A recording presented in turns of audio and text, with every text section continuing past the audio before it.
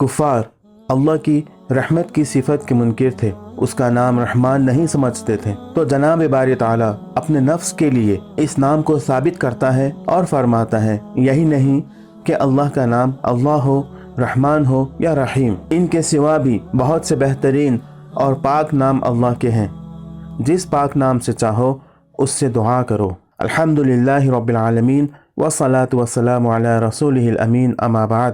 السلام علیکم ورحمۃ اللہ وبرکاتہ۔ میں محمد عامر سورہ بنی اسرائیل کی تفسیر لے کر حاضر ہو چکا ہوں۔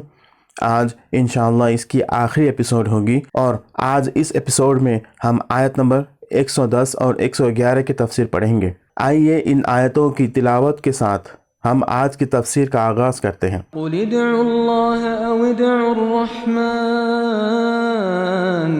أَيَّمَّا تَدْعُوا فَلَهُ الْأَسْمَاءُ الْحُسْنَى وَلَا تَجْهَرْ بِصَلَاتِكَ وَلَا تُخَافِتْ بِهَا وَابْتَغِ بَيْنَ ذَلِكَ سَبِيلًا وَقُلِ الْحَمْدُ لِلَّهِ الَّذِي لَمْ يَتَّخِذْ وَلَدًا وَلَمْ يَكُنْ لَهُ شَرِيكٌ فِي الْمُلْكِ وَلَمْ يَكُنْ لَهُ وَلِيٌّ مِّنَ الذُّلِّ وَكَبِّرْهُ تَكْبِيرًا۔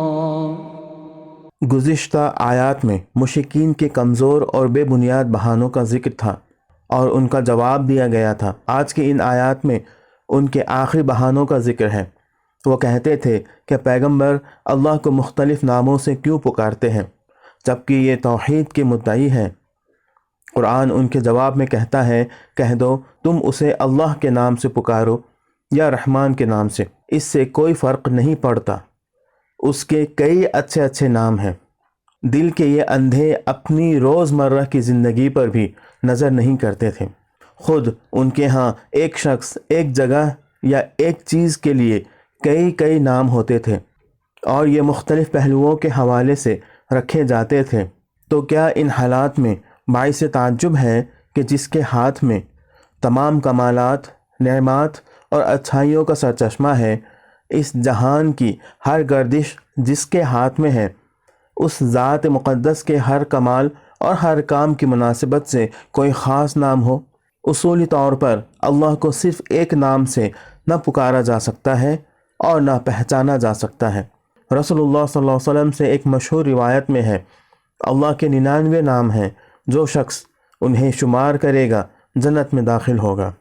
لیکن اہم بات یہ ہے کہ ہم سمجھیں کہ ان ناموں کو شمار کرنے کا یہ معنی نہیں کہ ان ناموں کو صرف زبان پر جاری کر لیں اور اللہ کو ان ناموں سے پکاریں تاکہ جنتی یا مستجاب الدعویٰ ہو جائیں۔ مقصد یہ ہے کہ ان اسماء کو عملی طور پر اپنایا جائے۔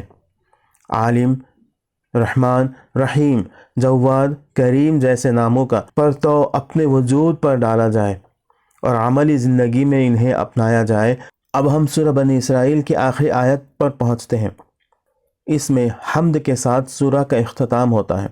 اس کی ذات پاک کی تسبیح کے ساتھ اس سورہ کی ابتدا ہوئی تھی۔ در حقیقت یہ آخری آیت اس سورہ کے تمام توحیدی مباحث اور مفاہیم کا نتیجہ ہے۔ رسول اللہ صلی اللہ علیہ وسلم کی طرف روئے سخن کرتے ہوئے فرمایا گیا ہے، کہہ دو حمد مخصوص ہے اس خدا کے لیے جس کا کوئی بیٹا نہیں، عالم ہستی کی حکومت اور مالکیت میں اس کا کوئی شریک نہیں، اور نہ ہی توانائی کے لیے اس کا کوئی سرپرست ہے، اور وہ ایسی صفات کا حامل اللہ ہے کہ ہر لحاظ سے تمہاری فکر سے برتر اور بالاتر ہے، لہٰذا اس کی بڑائی اور کبریائی کو سمجھو اور اس کی لامتناہی عظمت سے آشنائی حاصل کرو۔ اس آیت میں اللہ کی 3 قسم کی صفات کی طرف اشارہ ہوا ہے۔ پہلی صفت یہ ہے کہ اس کی کوئی اولاد نہیں، دوسری صفت یہ ہے کہ اس کا کوئی شریک نہیں، تیسری صفت یہ ہے کہ مشکلات اور ناتوانائیوں کے لیے اس کا کوئی ولی نہیں۔ تو اس آیت میں ایک لطیف طنز ہے ان مشرکین کے عقائد پر جو مختلف دیوتاؤں اور بزرگ انسانوں کے بارے میں یہ سمجھتے ہیں کہ اللہ نے اپنی خدائی کے مختلف شعبے یا اپنی سلطنت کے مختلف علاقے ان کے انتظام میں دے رکھے ہیں۔ اس بیہودہ عقیدے کا صاف مطلب یہ ہے کہ اللہ تعالیٰ خود اپنی خدائی کا بار سنبھالنے سے عاجز ہے، اس لیے وہ اپنا شریک تلاش کر رہا ہے۔ اسی بنا پر فرمایا گیا کہ اللہ عاجز نہیں ہے کہ اسے کچھ ڈپٹیوں اور مددگاروں کی حاجت ہو۔ آج کے لیے اتنا ہی۔ اللہ رب العزت سے دعا ہے کہ اللہ تعالی ہمیں اپنی کتاب کو پڑھنے، سمجھنے اور اس پر عمل کرنے کی توفیق عطا فرمائے، آمین۔ وآخر دعوانا ان الحمد للہ رب العالمین۔ السلام علیکم ورحمۃ اللہ وبرکاتہ۔